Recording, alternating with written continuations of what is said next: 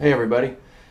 In this video I am going to discuss intervals, which is a way of saying the space in between two notes, or the distance between two pitches played on any instrument, and then we'll give musical names to those as well as figure them out by use of whole steps and half steps.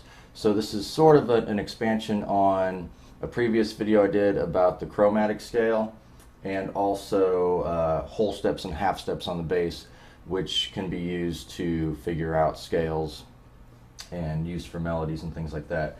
So intervals are good for the same thing.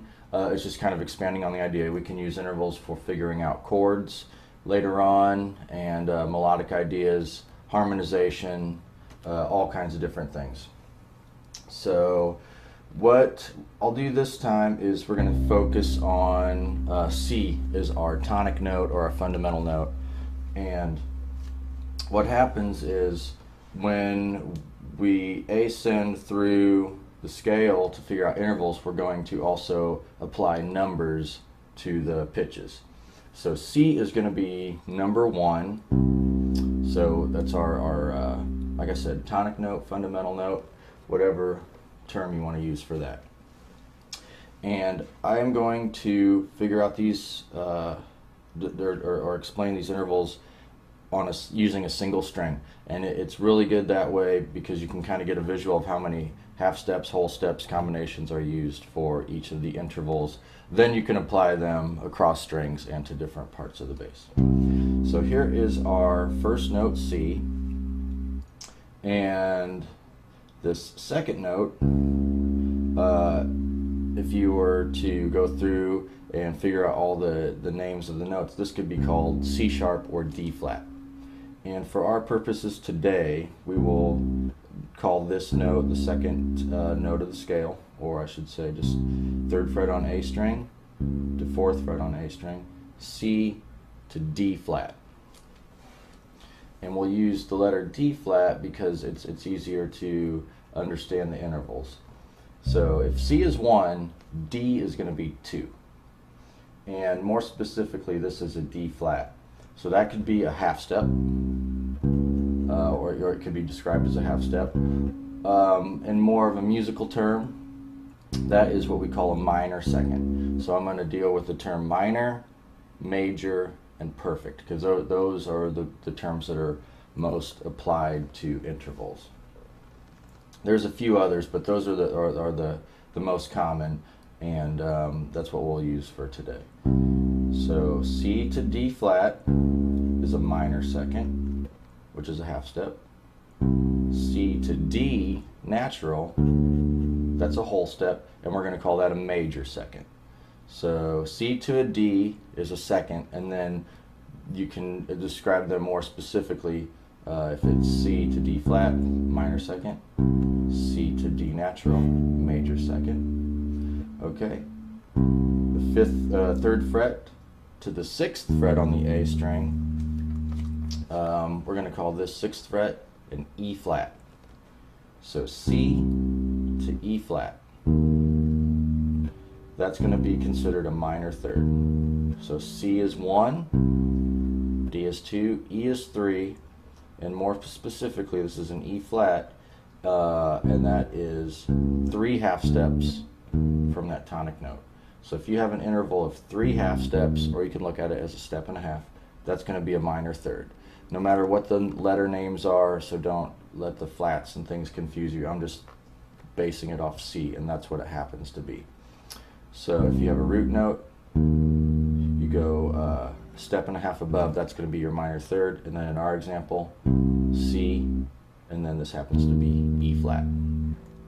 So if I was to take that 2 whole steps to play an E natural, C to E natural, that's going to be major third.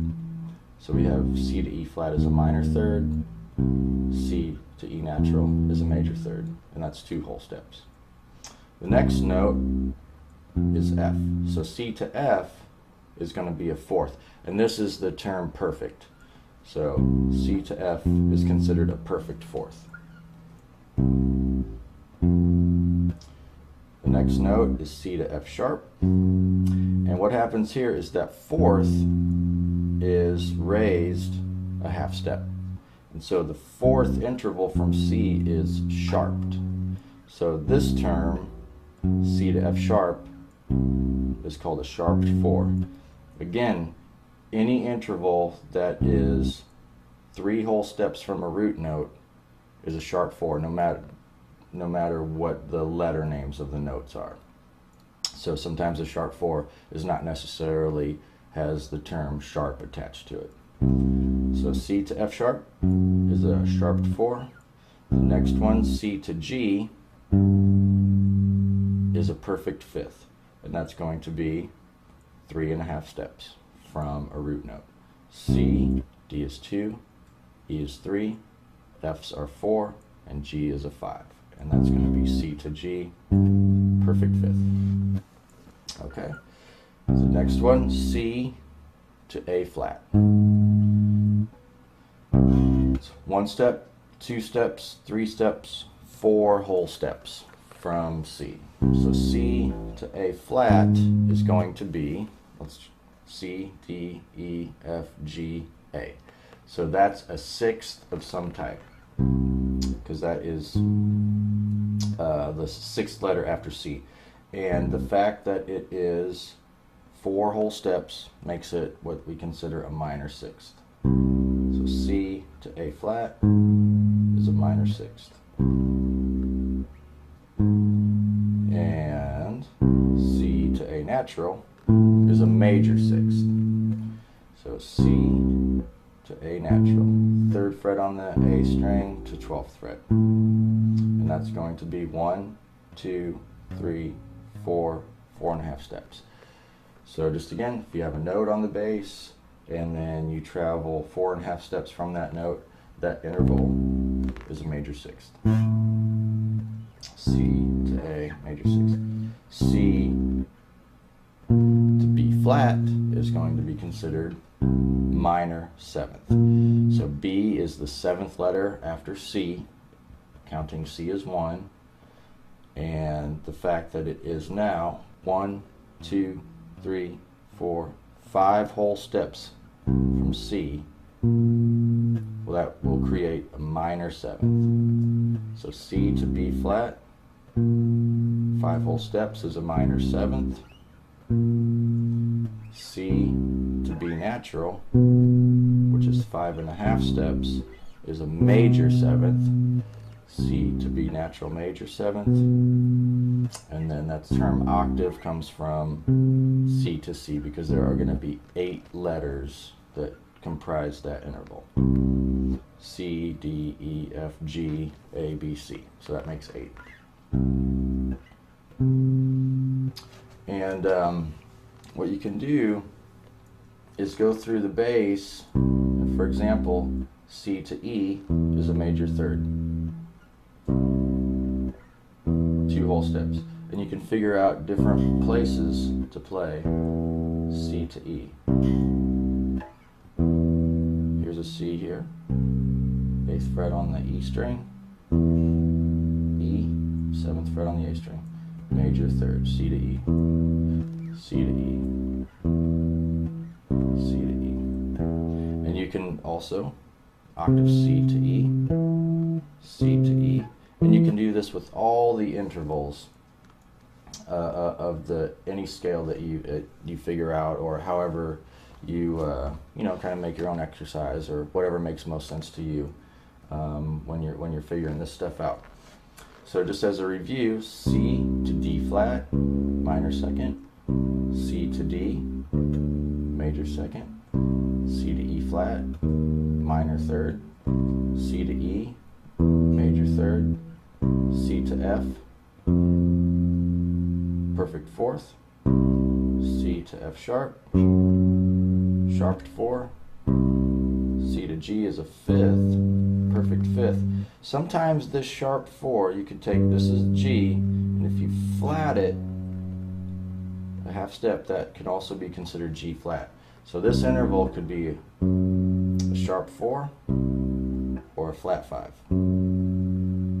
Because because you can either sharp the fourth note, sharp the fourth, or you flat the fifth. So there's a couple different names for all of these actually, but I'm going over the most common ones.